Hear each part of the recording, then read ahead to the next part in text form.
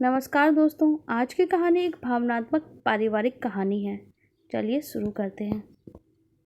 माँ जी, अब ना तो मुझे गहनों का शौक है और ना ही मेरी उम्र रह गई है गहने पहनने की। इन गहनों का अब मैं क्या करूँगी? आप इन्हें रख लीजिए और जिसे देना है उसे दे दीजिएगा। अब मुझे इसकी ज़रूरत नहीं है। वैसे भी इन गहनों ने मेरे चरित्र पे दाग लगा दिए थे और मुझे ऐसी दागदार चीज़ें पसंद नहीं हैं। सरला के मुंह से ये बात सुनकर सासू माँ संती देवी हैरान रह गई। आखिर एक गलती की इतनी बड़ी सज़ा मिलेगी, उन्होंने कभी सोचा नहीं था। आज तक सरला ने उन्हें माफ़ नहीं किया। यही सोच सोचकर अपने पल्लू से अपने आंसुओं को पोंछ रही थी। सरला तो यह कहकर अपने कमरे में तैयार होने के लिए चली गई। संती देवी ने आशा भरी नज़रों से अपने बेटे मोहन की तरफ देखा। अपनी माँ को इस तरह से कातर भाव से देखते हुए मोहन से बर्दाश्त नहीं हुआ और वो भी सरला के पीछे पीछे कमरे में चला गया। वहाँ और भी महिलाएं मौजूद थी। मोहन को कमरे में आया देख के सब लोग उस कमरे से बाहर निकल गई। अब कमरे में सिर्फ सरला और मोहन ही थे। मोहन ने सरला से कहा, आज इस खुशी के दिन इस तरह की बातों का क्या तुक था? कम से कम माँ का दिल रखने के लिए गहने पहन लेती। आप तो जानते ही हैं ना, मुझे गहने पहनने का अब कोई शौक नहीं है। फिर मुझे आकर क्यों कह रहे हो? तुम पिछली बातों को भूल क्यों नहीं जाती? वक्त बदल चुका है, अब तो लोग भी बदल चुके हैं और तुम एक ही बात को पकड़ के बैठी हो। माना कि वक्त बदल चुका है, लोग भी शायद बदल चुके हैं, पर उस दिन की टीस तो आज भी मन में है ही, और वो तो जाती भी नहीं।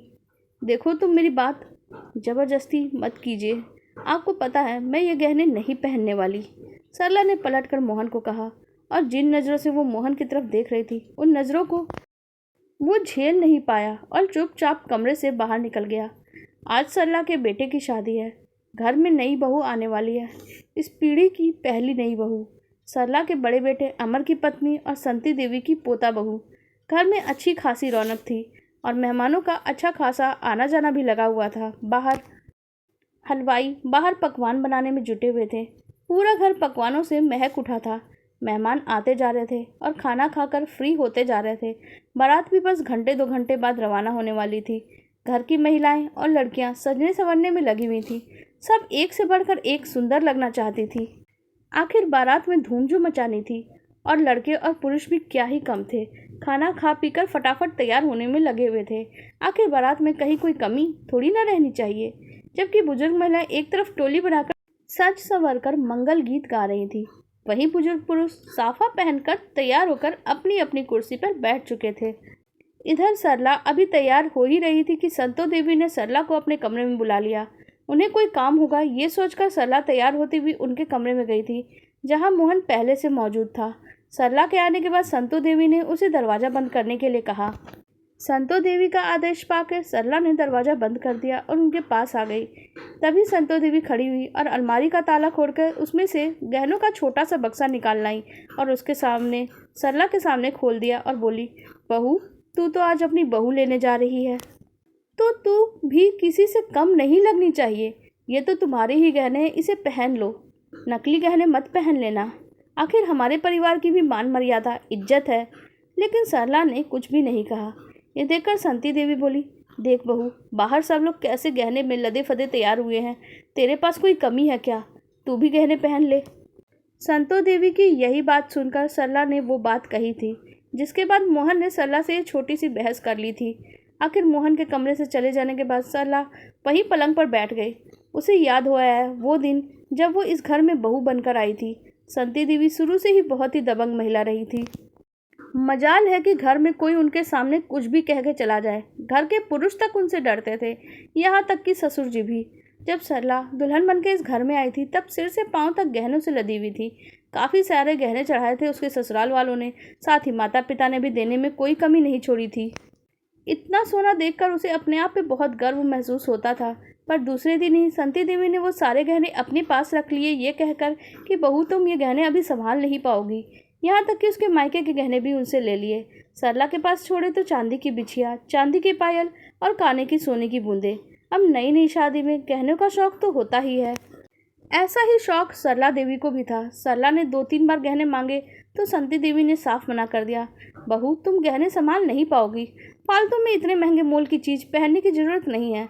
पर माँ जी, मुझे गहने पहनना बहुत अच्छा लगता है। मेरी सारी सहेलियाँ गहने पहनती हैं। तेरे अच्छे लगने के चक्कर में अगर चोरी हो गए तो कौन जिम्मेदारी लेगा? चुपचाप घर संभाल और इन सहेलियों के चक्कर में मत पड़। आखिर सरला चुप हो जाती, पर इस बार उसके छोटे भाई की शादी पक्की हो गई। मायके से भी बुलावा आ गया। अब उसे पूरा यकीन था कि संतू देवी जरूर उसे उसके गहने दे देंगी, लेकिन संतू देवी ने उसे सिर्फ उसके मायके भर के ही गहने दिए। ससुराल की तरफ से चढ़ाया हुआ कोई भी गहना उसे नहीं दिया। पर सरला तो इतने में भी खुश थी कि कम से कम उसे गहने पहनने को तो मिल जाएंगे। भाई की शादी में बड़ी खुशी खुशी गहने पहन कर गई थी। शादी वाले दिन संती देवी अपनी शादीशुदा बेटी जमुना और अपने बेटे मोहन के साथ वहां पहुंची। जब सरला तैयार हो रही थी तो जमुना भी उसके पास आ गई।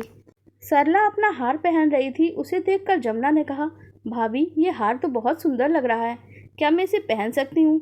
उसकी बात सुनकर सरला एक बार तो चुप हो गई, फिर खुशी खुशी उसने अपना हार उसे दे दिया। जमुना ने भी अपना उस हार को गले में डाल लिया और खुशी खुशी पहन लिया अपना वाला हार, लेकिन उसने गले से निकाला और वो सरला को पहनने के लिए दे दिया और सरला से कहा, भाभी, आप इसे पहन लीजिए। अरे नहीं, रहने दीजिए जीजी, मैं दूसरा वाला हार पहन लूँगी। अरे नहीं नहीं, सब सोने का हार पहन रहे हैं तो तुम नकली हार क्यों पहनोगी? तुम मेरा वाला हार पहनो भाभी, नहीं तो अपना हार वापस ले लो। जमुना ने जिद पकड़ ली तो सरला ने उसका हार पहन लिया। हार पहन के दोनों खुशी खुशी बारात में तैयार होकर रवाना हो गई। संती देवी ने भी ये बात देखी थी कि उनकी बेटी ने बहू का हार और बहू ने बेटी का हार पहना हुआ है, पर इससे उन्हें कोई ऐतराज नहीं था। हालांकि उसने कुछ कहा भी नहीं था। शादी से फ्री होकर सरला भी उन लोगों के साथ विदा होकर वापस ससुराल लौट आई, पर पूरे रास्ते उसने जमुना को परेशान ही देखा। यहाँ आने के बाद सरला जमुना को हार देने के लिए गई। तब जमुना उससे बोली, भाभी, ये हार आप ही रख लो। जमुना की बात सुनकर सरला हैरानी से उसे देखने लगी। जीजी, कैसी बातें कर रहे हो आप? भला मैं आपका हार कैसे रख सकती हूँ? भाभी, मैं झूठ नहीं बोल रही हूँ। पता नहीं उस दिन बारात में वो हार मुझसे कहाँ गिर गया। मैंने सब जगह ढूंढ लिया पर वो मुझे नहीं मिला। मैंने सब जगह देख लिया। अब मैं उस नुकसान की भरपाई कैसे कर पाऊँ? ये मेरे ससुरालियों की तरफ से चढ़ाया हुआ हार है, इसलिए ये हार आप रख लो। हार खो गया? अब माँ जी तो मुझे बहुत डांटेंगी। बड़ी मुश्किल से उन्होंने मुझे ये गहने पहनने के लिए दिए थे, इसीलिए तो कह रही हूँ भाभी, आप ये हार रख लो। मैं ससुराल में कुछ भी बहाना बना दूंगी।